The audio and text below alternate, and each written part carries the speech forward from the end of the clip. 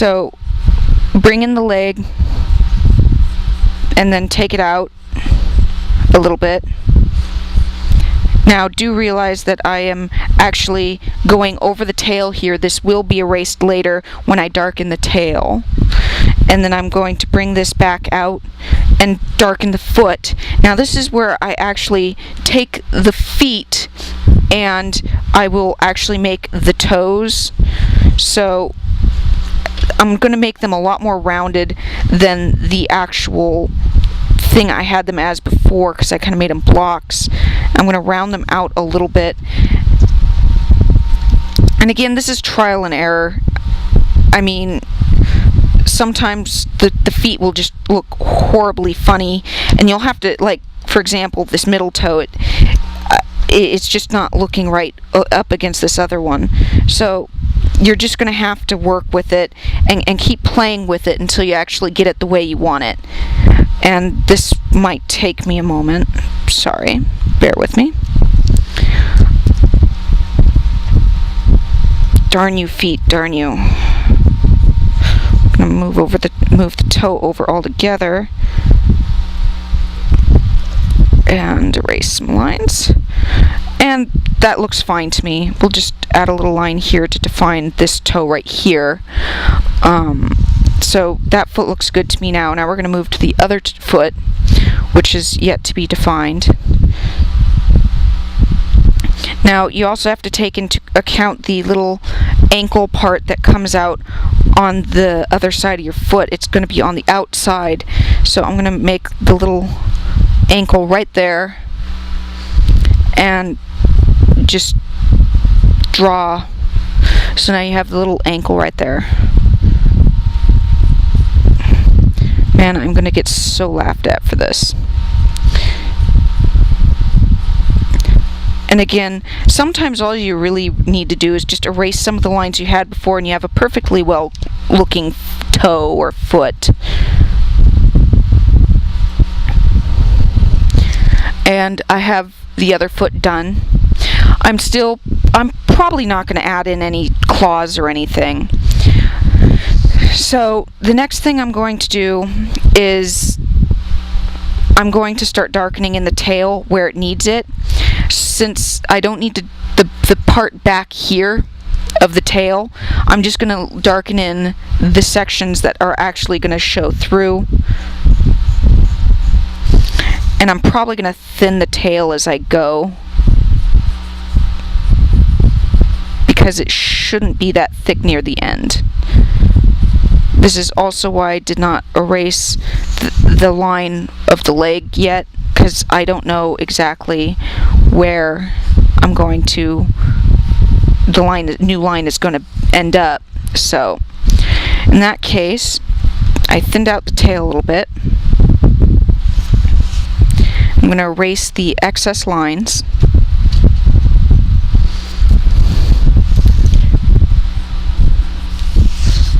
And I'm going to now erase the leg lines where the tail overlaps it. So now I have a tail coming in front of the leg. So let's see here. Again, I'm sorry if the picture leaves out of the frame. I'm still trying to work this out a little bit. And I think it's completely as zoomed out as it can get. Yeah. So this is where I start really erasing the lines. I don't know where my bigger pink eraser is, or else I'd be using that. This will actually start making the picture look a little more defined as a character, because you're not looking at all the crud in between the sketchy stuff that originally you started with.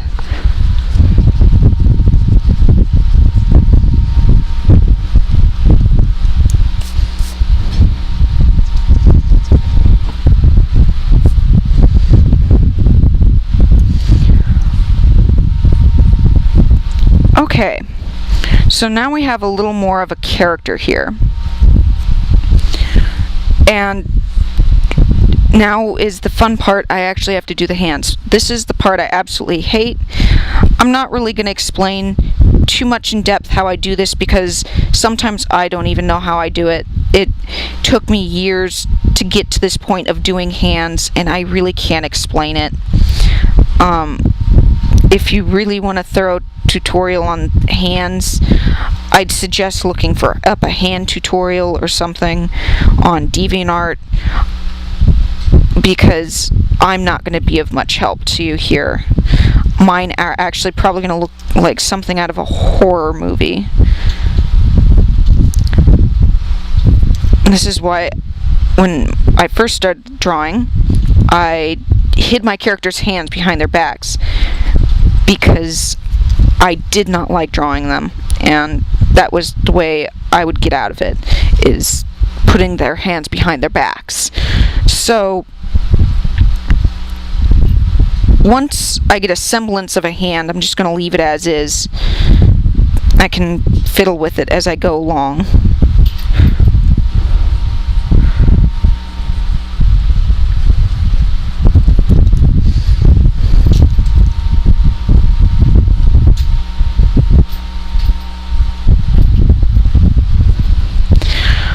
This hand came out a little better in my opinion, but hey. Okay, so now that I have the general sketch of the character down, what I'm going to do is I'm going to add in a little more hair and lengthen it down a bit, and just add in a couple of lines, and just bring it really far down, probably to around her knee, back of her knees here. And I mean, it's gonna probably flow out in strange directions, and just add a little more pizzazz to it. I'm just gonna have a couple of strands coming off and look kind of windblown. So there we go. So now I currently have a general sketch of the character. Now I'm going to add in the pupils of the character, which are just basic circles. I mean, everyone does their eyes differently. It's kind of hard to see what I've done. I've just added in little circles in the corner of her eyes, and then I'm going to add 2 more other little circles, and then I'm going to darken them in to make the eyes. And that's as far as I really go with the eyes. Some people go into a little more depth, add more circles and whatnot, but I'm not going to do that. So this character tends to wear a tank top, so I'm going to start off with a V on the chest to define where the tank top is going to sit. And then I'm going to draw the sleeves coming up onto the shoulders that hold it up, which may determine that you need to move the tank top around a little bit or other such things.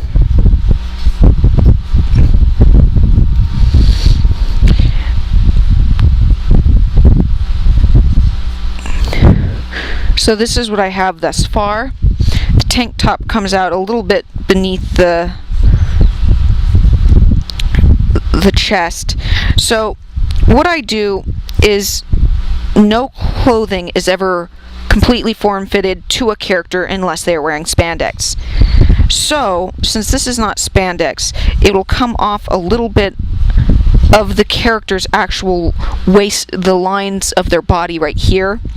So that way it gives it a slight feel of that it's not directly form-fitted to the character.